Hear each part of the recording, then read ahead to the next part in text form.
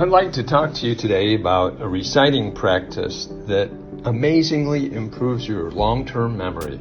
How do you approach each day's scripture passage for reciting? Do you look at it first and then try to review it while you're looking at it? Or do you try instead to trust your memory from the previous time you recited it?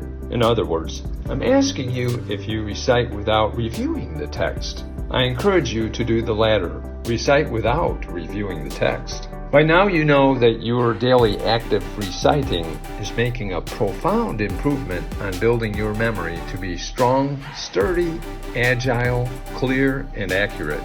Your memory is getting better day by day, whether you notice it or not. But this is mainly your short-term memory, unless you take specific steps to improve your long-term memory.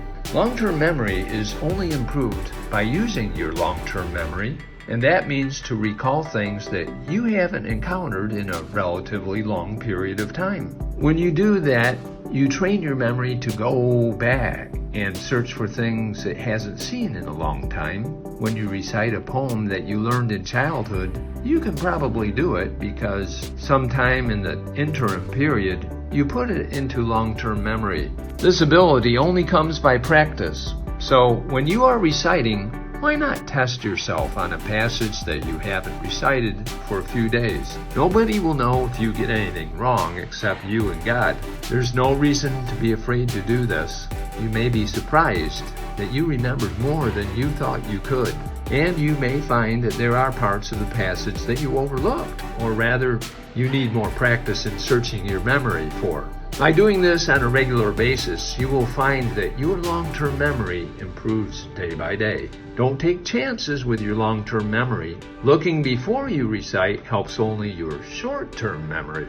If you want to remember things for a long time, constantly put yourself to this test and try to remember passages that you have not seen for several days. You can also modify this method by only looking at the parts of the passage that you missed before.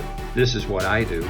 I do this by highlighting the words and verses that I get wrong. Because they are highlighted in yellow on my computer, I only let my eyes go to the yellow parts to see what I missed last time, and I encourage myself to not miss them this time. All the rest of the passage I intentionally don't look at because if I do, it will short-circuit my long-term memory. Let's build our long-term memories together as we recite.